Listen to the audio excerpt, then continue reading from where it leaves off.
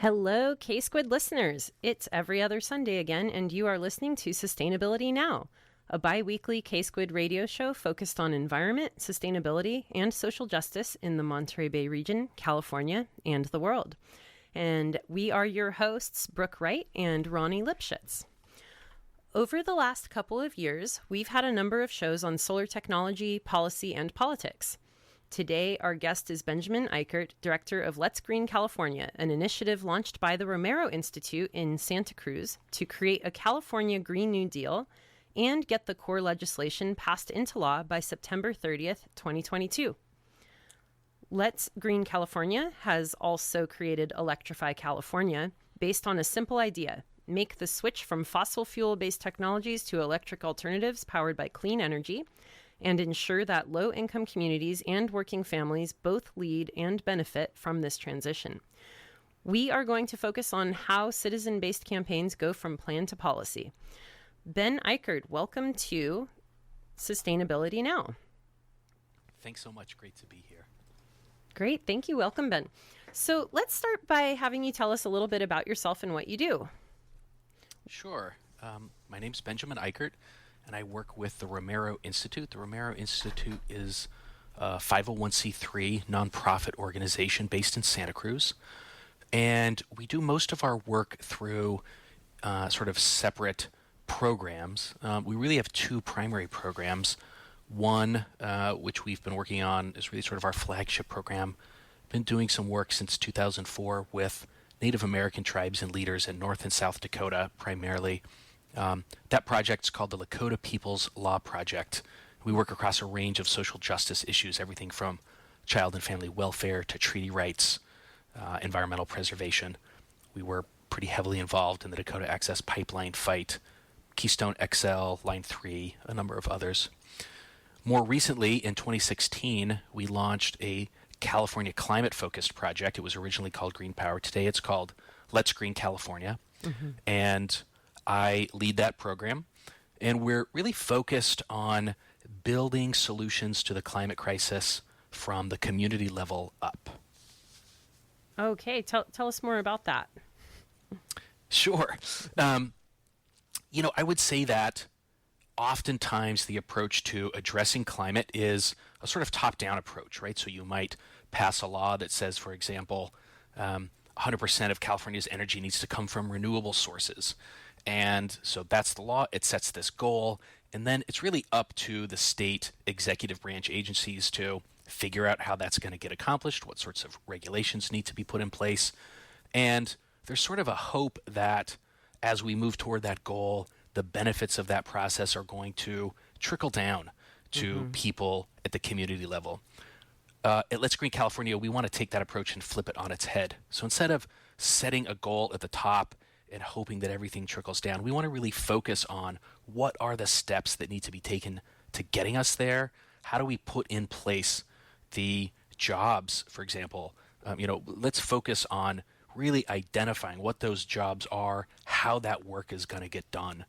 We want to look at frontline communities, those communities that are traditionally either left behind in climate policies or overlooked, and we want to focus on those communities. How do we make sure that those communities are leading the way? Many years ago when I first started getting involved in climate policy, I was talking to a friend of mine who's the mayor of a small town in Ohio, and he said, look, if you want people to care about climate, then you got to make sure that solar jobs are good jobs. And I think there's a lot of truth to that. If we believe that if we take a bottom-up approach that really focuses on people first, then we can hopefully change the consciousness of Californians and become excited about addressing the climate crisis in the state. Right. So you described the pipeline project, which is not in California, but then the Romero Institute is based in California. Can you help me understand, are those the two arms or how that happened? Sure. Well, yeah, the Romero Institute is based in California, has been based up here in the Monterey Bay area in Santa Cruz for quite some time, since the early 2000s, if I remember correctly. In 2004, our organization's leaders were doing some work. They have a bit of a history of doing some work around Native American rights and Native American justice. And our organization's president, Danny Sheehan, who's an attorney, connected with a Lakota grandmother and leader, a woman named Madonna Thunderhawk. And it really started around, she was communicating to the team about what was really an epidemic of Native American children being removed from their homes by the South Dakota State Department of Social Services and placed into white foster care homes or state-run foster care facilities in direct contravention of the Indian Child Welfare Act, which says in order to preserve the culture of Native American nations, Native American children who need to be removed from the home should be placed in other Native American settings. Well, the state of South Dakota was completely ignoring that law. It's one of the worst violators. And Danny and Madonna started working together, and it grew from there. And today it's actually, today it's a program that has national and even international reach and works on some pretty big projects and accomplishes some pretty amazing things. I did some work with the project most recently in 2020 when we worked with the Standing Rock Sioux Tribe and created a phone bank of 30 Standing Rock tribal members who were calling other Native American voters and voters who care about the environment across the country and educating them about the issues at stake in the election. Wow. Okay. Well, I hope we have some time to get into that again towards the end of this. Sure. We definitely want to get into the Green New Deal as a starting point, though. So most of our listeners have heard about the Green New Deal, but there are numerous efforts to get a California Green New Deal through the state legislature now. Could you describe some of those efforts and, in addition to the ones being led by the Romero Institute? Sure. Well, I'm not familiar with all of the various efforts. What I can tell you is this. California has historically been a leader in climate policy, really, and continues to be a leader to this day. But I would say that there are quite a number of other states that have really caught up, and maybe our pace has slowed a little bit. I think of maybe there were the most recent really significant environmental or climate change policies that we've implemented here in the state. Number one, Senate Bill 100, which set a goal of getting to 100% clean energy in our grid, I think by 2045. Governor Jerry Brown issued an executive order near the end of his final term mandating that the state get to to carbon neutrality by 2045. And then Governor Newsom recently issued an executive order saying that we should get to 100% zero-emission vehicle sales by 2035. But in terms of policy, in terms of laws, there haven't really been any groundbreaking climate laws passed in California for quite some time. Even the Speaker of the Assembly, Anthony Rendon, recently stated when he was in Scotland for COP, he said he felt that California has fallen behind. Nevertheless, there are a number of efforts out there, and they range everywhere from bills that would codify Governor Newsom's executive order, or bills that would codify Governor Brown's executive order, or bills that across a whole range of approaches. But I think that one of the things that they do have in common, or at least most of them have in common, is what I was talking about a little bit earlier, sort of a top-down, regulatory-driven approach to addressing the crisis. And what we're doing this year is we have introduced a bill. The Romero Institute and Let's Green California are co-sponsors of the bill, along with the Dolores Huerta Foundation. We've introduced a bill. It's called Senate Bill 1230, and it's being authored by State Senator Monique Limon, who represents parts of Ventura County and I believe almost all of Santa Barbara County on the southern part of the Central Coast. And that bill would aim to do a couple of things. I'll talk more about that in just a minute, but I think it's a little bit more of an example of the type of approach that overall we want to take, which is more of this bottom-up approach, really focusing on cost and consumers first, jobs and workers first, equity and frontline communities first.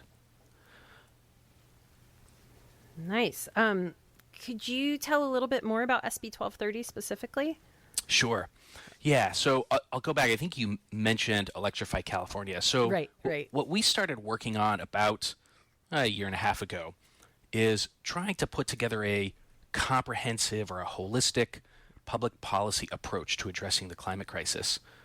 Number one, to start with, and I think many people agree with this, we're not doing as much as we need to do, either here in California or in the United States or globally.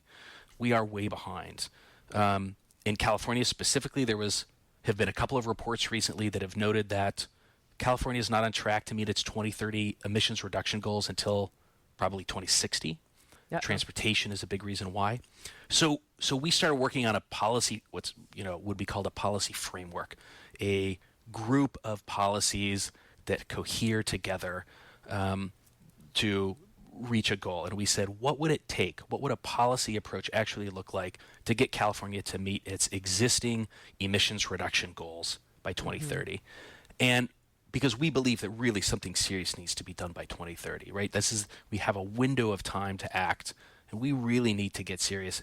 And California, as a historic leader, really needs to lead the way and create a template and a model that other states and other nations can follow.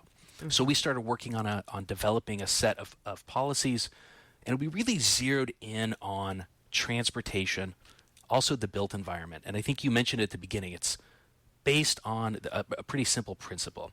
If we take all of the technology in our lives that currently runs and is powered by fossil fuels, gas, oil, methane gas, gasoline, whatever it is, and we switch from that technology over to new electric powered technology, and as you know, we have pretty clean energy in California. Our grid is one of the cleaner grids in the country.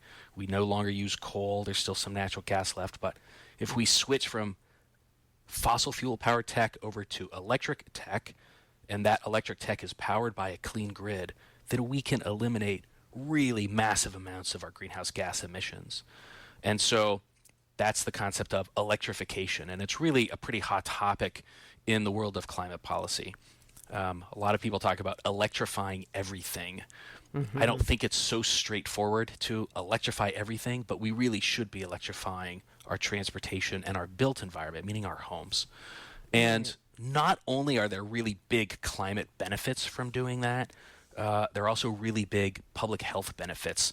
In fact, there's a recent study that came out just last week, I believe, from the American Lung Association that says nationally, if we rapidly transitioned to electric vehicles, the country could save something like $1.2 trillion, or there would be about $1.2 trillion in public health benefits over the next 30-some years. Mm. So we put together this policy framework that looks at electrifying California on a really rapid timeline, really focusing on getting as close as we can to 100% of what's referred to as 100% replacement by 2030. So by 2030, if you are driving a gasoline-powered car and it breaks down, you need a new car, then you would have to go get a zero-emission car. Or in your home, if your cooktop that's powered by methane gas breaks down, you need a new cooktop, then you would have to go get an electric or an induction cooktop, something like that. Doesn't mean that any of the technology that's still operable by that time, it's not like anyone's going to come take that away or you'd be forced to give it up. Mm-hmm. It's what's referred to as replacement. When it's time to replace the tech that you have, then you've got to replace it with clean tech. And so that's what this policy framework focuses on. Electrify California is getting the state there as quickly as possible. Senate Bill 1230 carves out of that framework a small portion of policies, really a pair of policies that focus on speeding up the transition to electric vehicles among passenger vehicles, right? Just cars that you and I use for our everyday purposes, right? We're not focused on big semi-trucks or long haulers, really focused on how can we get Californians into zero-emission vehicles as quickly as possible. Great. Ben, let me take a pause. We need to go to a short break, and then let's come back, and I actually want to ask you about this focus on the passenger cars. Sure. Thank you. So you are listening to KSQD in Santa Cruz. That is 90.7 FM. Also ksqd.org on the internet. And this is Sustainability Now. And I am your host, Brooke Wright, with Ronnie Lipschutz in the studio. And our guest today is Ben Eichert from Let's Green California, initiative of the Romero Institute. Thank you again, Ben, for being part of this show. My pleasure. Great. So we were just talking about SB 1230, which is the Electrify California legislation Romero Institute is working on, and putting passenger vehicles as the focus. And I just wanted to ask about that. Why not focus on electrification as a whole? What is it about passenger vehicles? Well, number one, it's hard to do everything at once, right? Unfortunately, I would say the way that passing legislation works in Sacramento is it happens a piece at a time or a chunk at a time. And we would ultimately like to get to a place where the legislature is focused on larger and more comprehensive bills that can address huge and entire sectors of emissions at a time, but I don't think we're quite there yet. Okay. So we decided to focus on a small piece because we think it's one of the areas where we can see, the biggest bang for the buck, the biggest return, and that's in passenger vehicles. California is poised for a huge breakthrough in electric vehicles. Right now, we're already leading the country. I think last year, about 12% of vehicle sales were zero-emission vehicles. We had been stuck at about 8% for 3 years before that. But if you look at California in an international context, we're pretty far behind the leaders. In Norway, about 65% of new cars sold in 2021 were electric vehicles. In the Netherlands, 30% of new cars sold last year were zero-emission vehicles. In China, 15% of cars, I think, last year sold were zero-emission vehicles. So California is further behind. And I think that we're poised for a breakthrough. I think that those numbers that we've seen in California over the last 3 or 4 years really could jump for a number of reasons. Number one, people are more familiar with electric cars, and it's less of a sort of mysterious technology, right? People get it that, hey, these cars are just as good, if not better, than a gasoline-powered car. I personally think they're quite a bit better. Also, there's the range issue. Some of those countries you described might not, in the Netherlands, it's so much smaller than California, right? So they probably weren't as affected by the range issue.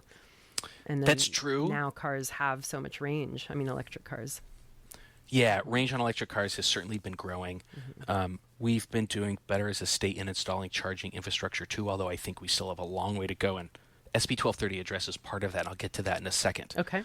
But I think that California is poised for a breakthrough. I mean, California really was the birthplace of the electric car in many regards, and I think we should be further ahead than we are. One of the other reasons that I think we're poised for a breakthrough is there are all sorts of new models of electric vehicles entering the market. Really, for many years, kind of Tesla was your main choice, and then General Motors brought in the Bolt and Nissan brought in the Leaf. But there were just a handful of models available. I think, if I remember correctly, there's going to be something like 30, 40, even maybe 50 different models of electric vehicles available in California this year and next. And so consumers have many more choices that might appeal or speak to their priorities. Right. So we think California is ready for a breakthrough. But there are two big barriers that we see to people adopting electric vehicles. There's a Deloitte study that came out recently that sort of reaffirmed this. Number one, cost is a barrier. Electric cars are more expensive than their sort of gasoline-powered equivalent. Mm-hmm. There's also range anxiety and a perceived lack of access to charging. Those two things really go hand in hand, right? The range of your vehicle is less of an issue if there's a charger on every street corner. And if they fast charge, right? And if they can fast charge, yeah. I should maybe say if there's a fast charger on every corner. Yeah. So those are two of the biggest barriers. And so SB 1230 aims to address those barriers, right? And again, this is sort of this idea of a bottom up. We say, okay, so if cost is a barrier, how do we address cost? We've got to ensure that there are incentives, state incentives that will help close the cost gap that are easy to understand, easy to apply for, and easy to use.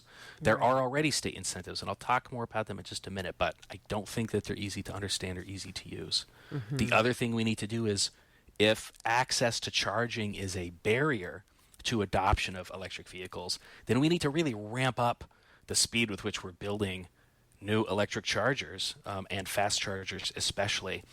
What's been happening is that the building of chargers lags behind the demand for electric vehicles. Really, it should be the other way around. we should be building as many chargers today as we think we're going to need tomorrow, right? Or this year we should be building enough charging infrastructure to meet next year's need. And so that's what SB 1230 aims to do, is to address those two things, Right. to remove the barriers for consumers, for people to get into electric vehicles, and to focus on really identifying and funding the jobs that need to happen to Right. build that infrastructure. Let's talk about the rebates for a second, because I actually did lease an electric car back when it was relatively unusual for people to have them. I feel like it was like 2015. I can't remember exactly, but it was really easy at that time.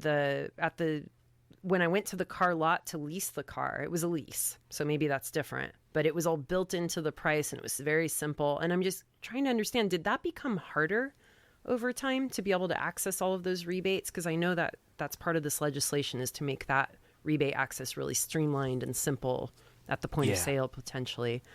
Can you share how that maybe the rebate programs have shifted over time? Yeah, so I'm actually not sure what they were like when you leased your 5 vehicle. years ago. What I can do is I can tell you what they're like now. Perfect. We did quite a bit of work. This is how SB 1230 came about, by the way. We have done some work over the last couple of years doing education and outreach primarily to low-income communities to let them know about the different incentives that are available to help them get into an electric vehicle. But it's confusing. There are really 5 or more different incentives in the state of California, and each one works in a different way and has to be applied for through a different application and can be used at a different time. I'll give you a couple of examples. There's a clean fuel reward. That's $750. That's kind of tied to a new electric vehicle. You take it at the point of purchase at the dealer. Then there's the clean vehicle rebate program. That's a rebate that you have to apply for as the purchaser, or if you lease a vehicle, you have to apply for that rebate after you've bought or leased the vehicle. Sometimes it can take months to receive the rebate. And so that's something that doesn't work very well if you're a low-income consumer, because you don't necessarily have the money to pay up front and then wait months for a rebate, right? There's the enhanced clean vehicle rebate, which provides additional amount for low-income consumers. There's the clean vehicle assistance program. That's a grant that you apply for before you purchase the vehicle. Then there's the Clean Cars for All program. That's assistance if you're trading in an old, higher polluting vehicle. So you can see it's kind of confusing. It's not uniform. Some you can use at the point of sale. Some you apply for after you buy. Some you apply for before you buy. What SB 1230 does is it would simplify this entire process. It would create one portal where people can go to learn about the money that's available, fill out one application, be approved within 24 hours, and see in one place all of the incentives that they're going to receive. And then they could go into a participating dealer and use that incentive money at the point of sale as part of their down payment to either purchase or lease a vehicle. So it would really simplify and streamline the process and make it easier to understand. There's a study that came out a few years back that really said if you want people to really make use of the incentives, they really need to be easy to understand and they need to be point of sale. So we're trying to achieve those things with regard to the rebates and incentives. Okay. Great. Let's see. So how about, you mentioned another thing. So there was the rebates and then also the access to chargers. So can you talk a little bit about how the legislation will create more, is it incentives to personal property owners that have parking lots to install more chargers, or how is it hoping to create a world where there's a lot more chargers? Sure. Well, there are, it's very happy to report that there are a couple of different bills this year that touch on charging. Ours would focus on what's referred to as public charging. So that's charging that's available to the public generally, right? Doesn't necessarily wouldn't focus on someone's personal charger at their home.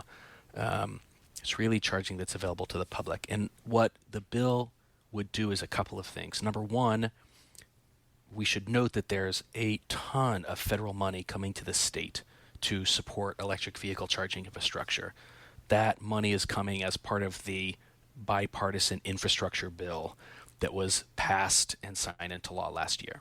So the state's going to have a ton of funding to build charging infrastructure. What the bill says is we need to speed up the rate at which we're building the charging, and we need to build enough charging in each year to meet what the anticipated demand for charging will be in the following year.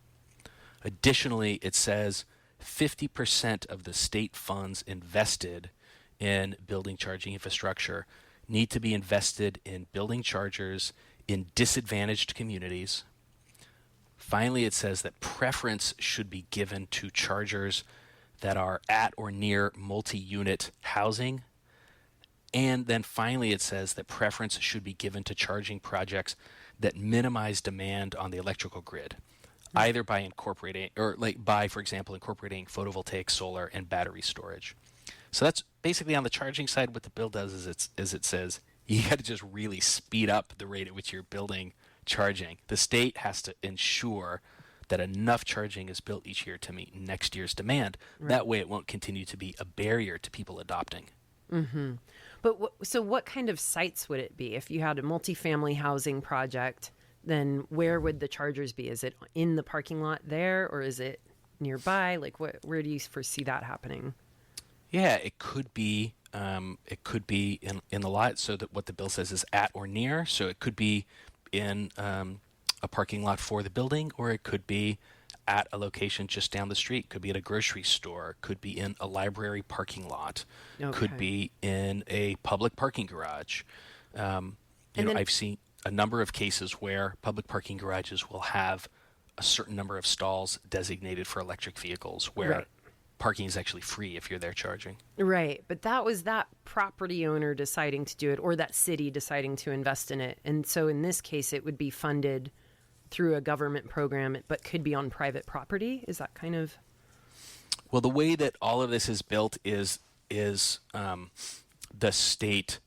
I shouldn't say all of it. In most cases, the state is providing financial incentives to developers to build the charging. So what the state would need to do to ensure that this speeds up is figure out how much of an incentive needs to be offered to these developers or contractors or right. property owners to get the construction of these things for the pace to be picked up. Right.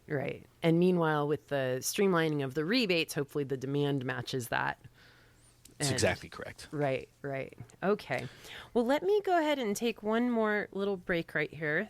Thank you for being on our show. This is Sustainability Now on KSQD in Santa Cruz, KSQD.org on the internet, and 90.7 FM. And this is Sustainability Now. We have our guest today, Ben Eichert. Thank you for being here on Sustainability Now. This is Sure. Thank you. And this is Brooke Wright, your host, and also we have Ronnie Lipschutz in the studio as well. Ronnie, did you have anything you wanted to ask? Well, I wanted to. Am I on the air there? You are on the air. Okay. Ben, I wanted to just go back and talk a little bit about the cost of electric vehicles now, and how big an incentive do purchasers of electric vehicles actually get? I mean, is it related to the cost of the car? Is it an absolute sum, and what does it add up to? Great question. It is, again, at the moment, not quite so straightforward. Yeah. There are a couple of variables. So, number one, and I think that this is correct, the way that the state is doing this. There's more money available for low-income consumers than there is for moderate and middle-income consumers. Mm-hmm. And high-income consumers aren't really, I think if you're a single-income earner, I think if it's 135 or 150,000 or above that you earn each year, you actually don't qualify for any of the state incentives, except for the clean fuel reward. Yeah. But those folks are almost certainly going to be able to take advantage of the federal tax incentives. Mm-hmm. So the answer to your question is, depends on how much you earn. It depends on what vehicle you're getting. Yeah. I'll give you an example for a lower income individual who wanted to get into an electric vehicle. They could potentially receive somewhere in the neighborhood of $12,000 to $14,000 in incentives, potentially even more if they're trading in an older, high-polluting vehicle. And what's great is that amount would be sufficient for them to lease a lower-cost electrical vehicle for very little money down and very little money a month. In fact, we know of some instances where lower income folks have been able to lease an electric vehicle for, I think, $0 down and about $50 a month. Wow. Yeah, well, that doesn't seem to me to be very widely known, actually. Now, what are the sources of the funds, the rebate funds? I'm pursuing this because I'm just thinking about issues. I mean, this has come up before on the program, right? The social cost of various kinds of policies, and one of the problems that arises is that these social costs are distributed over the future, and they're very difficult to monetize. And yet there could be a way of trying to monetize that through bonds or some sort of mechanism that could actually do more in terms of covering the upfront cost, because again the state will benefit, right, from electric vehicles as a whole. And what we're looking at right now are the benefits to the individuals. So anyway, I mean, the question is, so what are the sources of the funds right now? You mentioned the federal funds, but where else do they come from? Yeah, in California, for the state incentives for electric vehicles and zero-emission vehicles, the funding is coming mostly from two places, either from the Greenhouse Gas Emissions Reduction Fund, otherwise known as cap and trade dollars, or it's coming from the state's general fund. I will let you know a couple of things that I think are important to mention. Number one, the governor's budget proposal earlier this year did increase funding for those programs, and we think that's a great thing. Nevertheless, we think the increase in funding for these programs should be even larger. And we have joined together with a coalition called the Charge Ahead Coalition that's requesting basically a doubling of the amount of money put into these programs. The last thing I'll note is that there's a ballot initiative that I believe will be on the ballot in November, and it's being supported by a coalition of folks, but among that coalition are the firefighters, the electrical workers, and California Environmental Voters, one of the largest environmental organizations in the state. That ballot initiative would create a multi-millionaires tax, and that would sunset after some period of time, and money from that tax would go into wildfire prevention and zero-emission vehicle incentive funds. I see. Okay, Brooke, Interesting. take it over. Yeah, okay. Well, so we do want to move on to some other topics, but one last thing on SB 1230, this Electrify California legislation, is you've mentioned, and I've seen it in your literature, that there's a workforce development component to it. And I was just curious if you could talk about that a little bit more. Sure.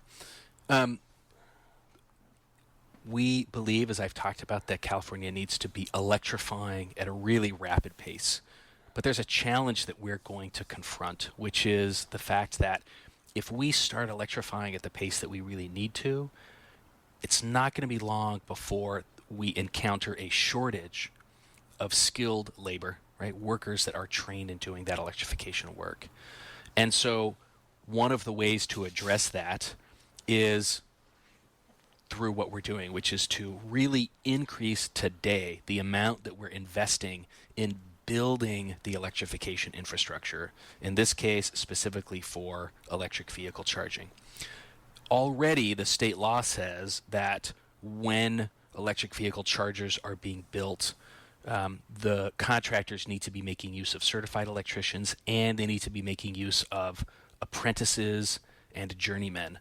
That means people who are basically in training programs to become certified electricians. So by really increasing our investment in charging infrastructure now, we can be supporting the training of skilled workers who will go through those training programs and come out of those programs in a few years, so that as we keep picking up the pace of electrification, that workforce keeps growing and growing, and then we're going to have enough people to do the work.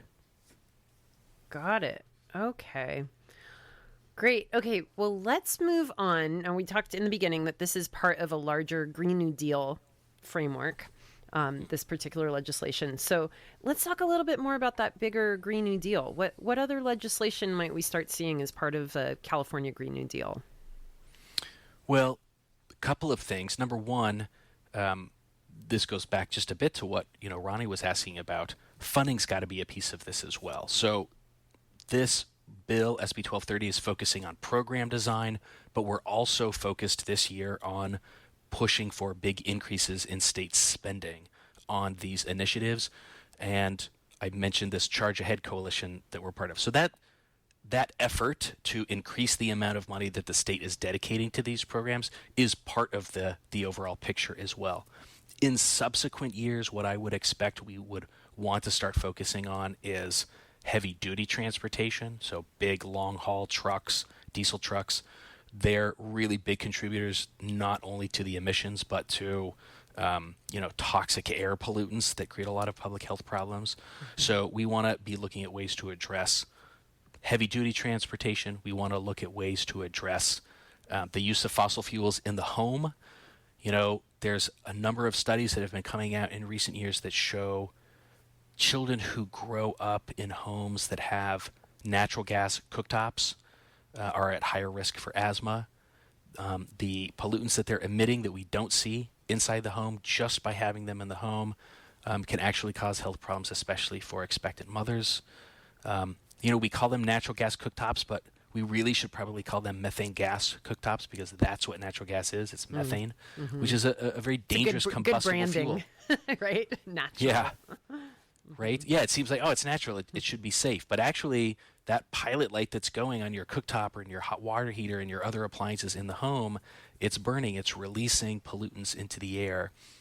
And for certain vulnerable populations, it can be particularly dangerous. Right. So that's what I guess, if I were to say, what are we going to work on in the next couple of years? Number one, I hope we're going to get this bill passed this year and we're going to see some good increases in spending in the state.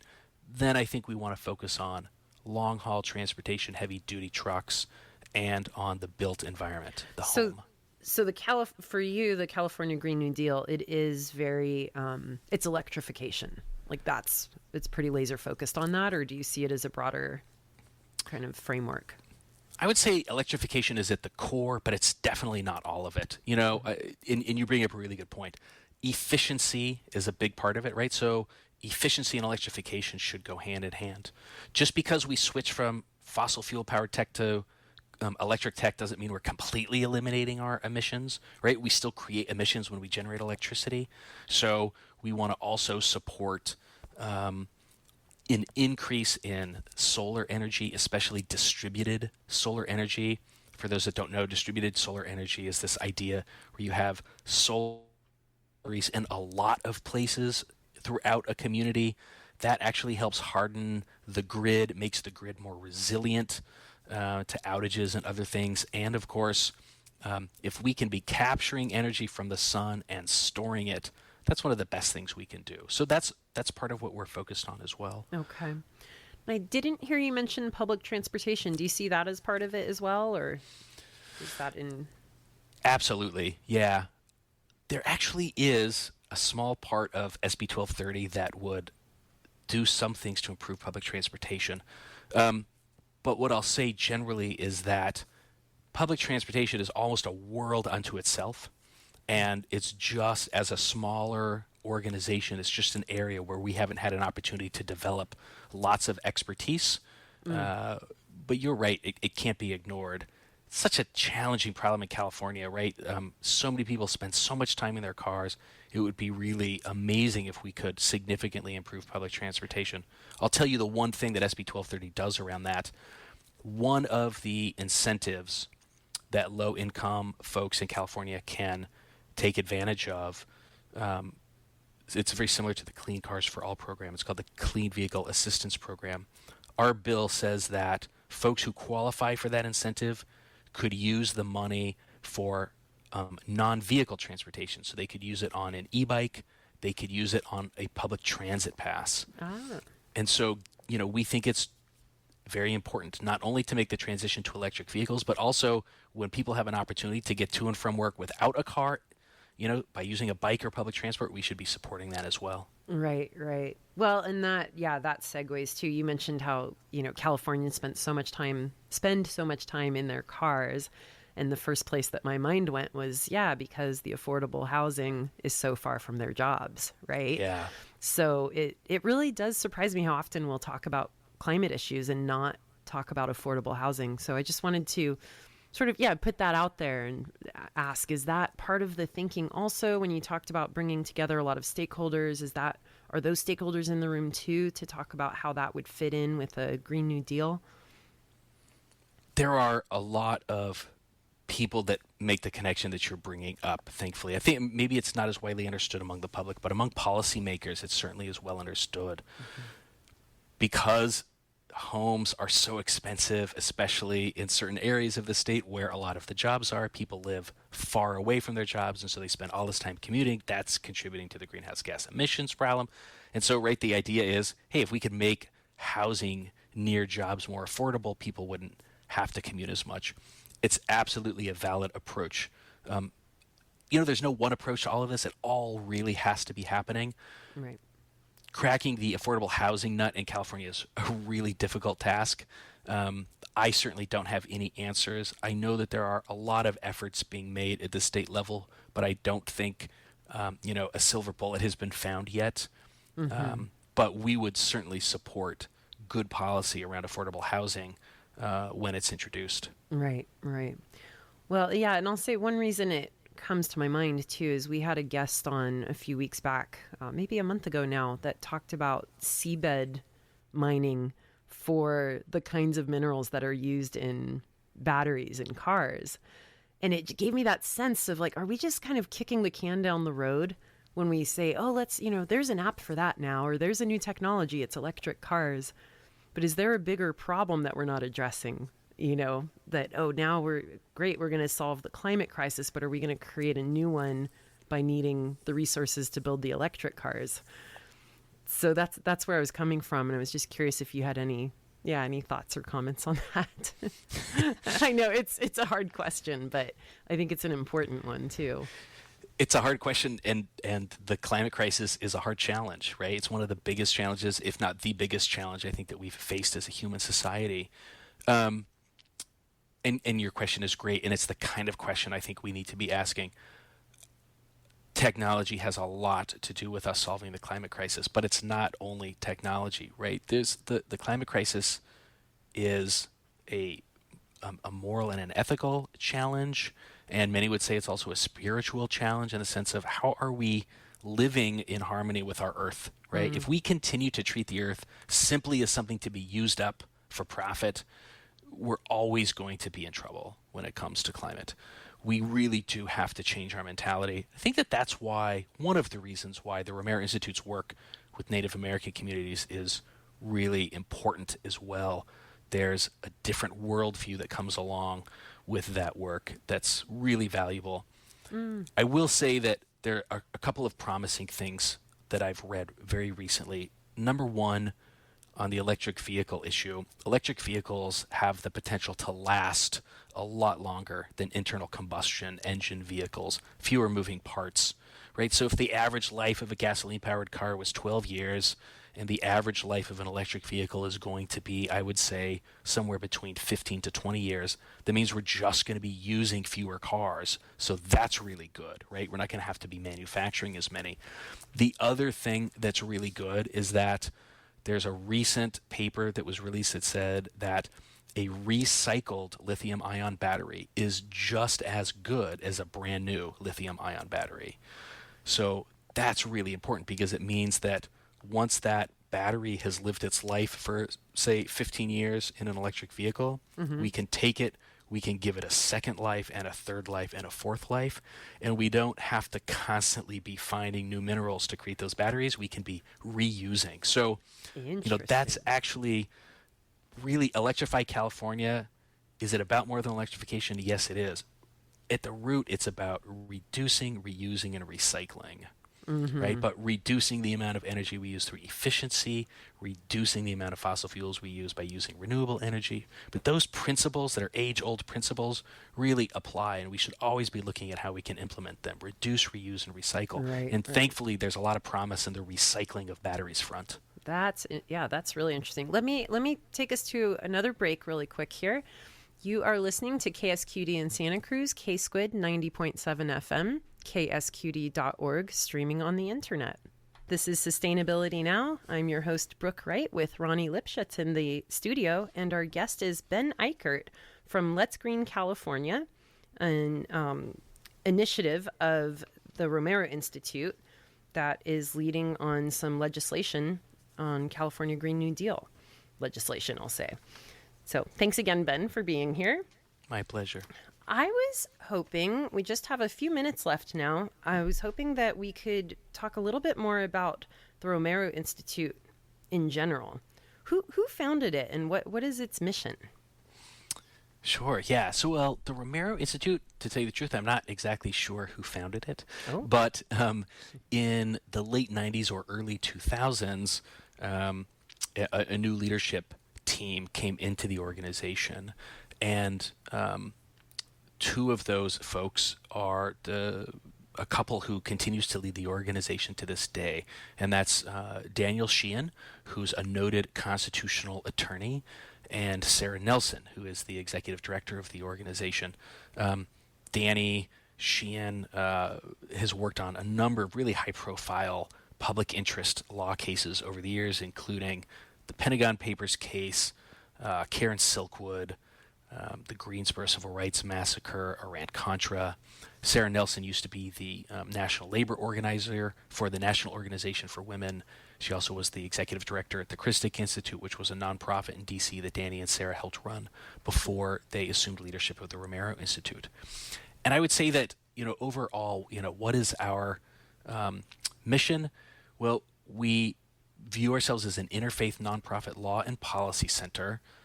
Interfaith, we're not connected to a religion, but many of us at the organization are motivated by our faith or our spiritual values. And we believe in combining public education, grassroots organizing, in-depth investigation, and progressive public policy to rectify structural injustice by building community-driven solutions. That actually is one thing I was going to ask about, and I wonder if you can answer it. But on the Romero Institute's website, I think I saw that the work on climate change was inspired by Pope Francis's 2015 Laudato Si encyclical. Can you tell us about what the Pope said and how it led to the work happening at the Romero Institute? Sure. On climate. This is when the new Pope came in. It was very soon after Pope Francis assumed his role. I think it was the first encyclical that he released. And I can't even say that I fully understand what an encyclical is, but I think it's an annual or somewhat regular pronouncement or set of policies or guiding principles that the Pope will release. Okay. Well, Laudato Si was, I think, the first one that he released, and it was called Caring for Our Common Home. And I think really at the core of it, it said planet Earth is the common home for all of the human family. And if we believe as people of faith, as Catholics, that we have a moral obligation to help our fellow humans, then we have a moral obligation to care for the earth. The two go hand in hand. They can't be separated. And really tried to take climate change away from being a scientific issue to being a moral and an ethical issue. And our organization's leaders were inspired by that document, and that's when they decided to launch this California-focused climate project. I had worked for the organization for a number of years before that, 2009 to 2012 or so. After they decided to launch this climate program, they invited me to return to the organization, and I did that at the end of 2016 and have been helping to lead this climate initiative since then. Okay. That's really interesting that was the inspiration at a time that there's so much emphasis on the science side of climate, and then to hear that moral and ethical side, it's fascinating. One other thing, and we've talked about this, is the relationship between the Institute and what is now Central Coast Community Energy. I was wondering if you could share that story. Yeah, absolutely. Well, after the Romero Institute launched its climate initiative, one of the very first things that we did was to support the formation of a community choice energy program for the Monterey Bay area. At the time, it was called Monterey Bay Community Power. Today, it has expanded to serve communities as far south as Carpinteria and the southern parts of Santa Barbara County, all the way up to Santa Cruz and Scotts Valley. What community choice energy is it's a way for communities, either a city or a county or a group of cities and counties, to get together and to take over the process of procuring energy for electrical energy customers. So it doesn't completely displace PG&E or Southern California Edison or whoever the big utility company is, but it takes over a part of their role, the part of securing, procuring energy for customers. And so it's a publicly run utility of sorts. PG&E still handles the wires and the lines and the poles and the billing, but this entity, which is publicly owned and run, purchases and procures energy for customers. We were ambassadors for that program, and we focused on outreach and education in Spanish-speaking communities, low-income communities, primarily in the Salinas Valley and in San Benito County. And I'm really proud to say that when the program launched in 2017, I think it was 19 of the 21 eligible jurisdictions joined the program. It was the most diverse program geographically, and it was the first community choice energy program in the state to launch with such a significant number of low income and disadvantaged communities and primarily minority communities at launch.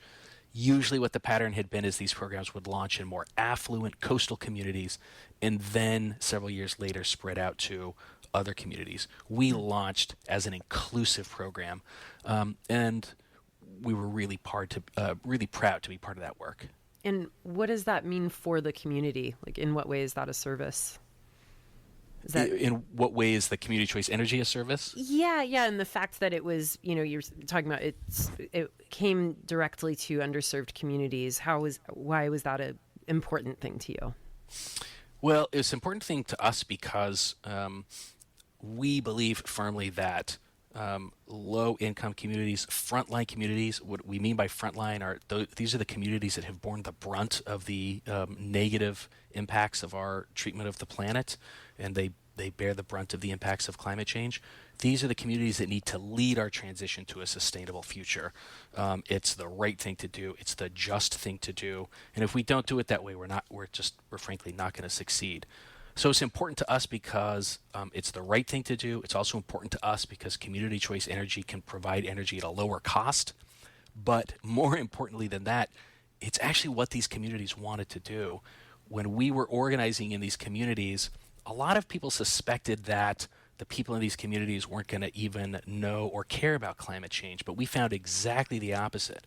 What we found is that people understood what's happening to the planet. They understood that something needed to be done about it, but they just didn't know what tools were available for them as a community to do.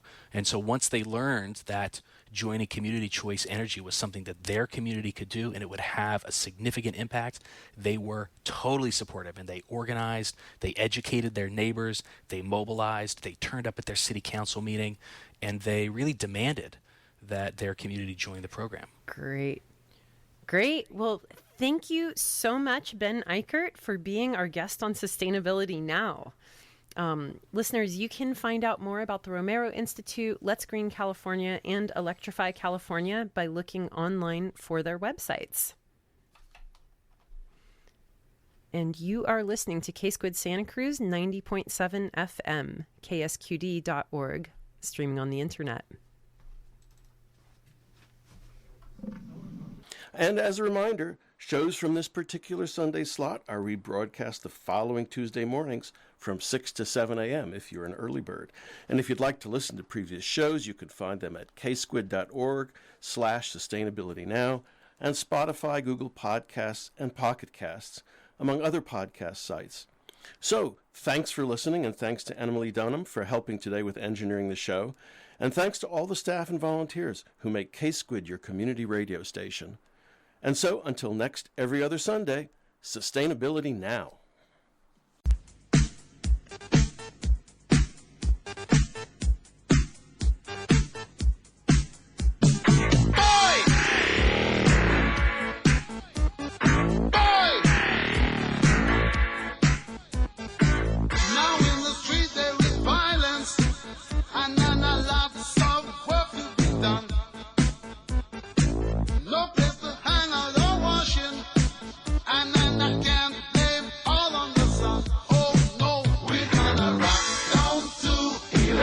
Electric Avenue. and then we'll take it higher. Oh, we're gonna rock down to Electric Avenue, and then we'll take it higher. Working so hard like a soldier, can't afford a thing on TV. Deep in my heart I abhor ya, can't get food for the kid. Good God, we gonna rock down to Electric Avenue, and then we'll take it higher. Oh, we gonna rock down to Electric Avenue, and then we'll take it higher. Oh no, oh no, oh no, oh no, oh God, we gonna rock down to Electric Avenue, and then we'll take it higher. Oh, we gonna rock down to Electric Avenue, and then we'll take it higher. Who is to blame in what country? Never can get to the one. Dealing in multiplication, and they still can't feed everyone. Oh no, we gonna rock down to Electric Avenue, and then we'll take it higher. Oh no, we gonna rock down to Electric Avenue, and then we'll take it higher. Out in the street, out in the street, out in the playground, in the dark side of town. Oh, we gonna rock down to Electric Avenue, and then we'll take it higher.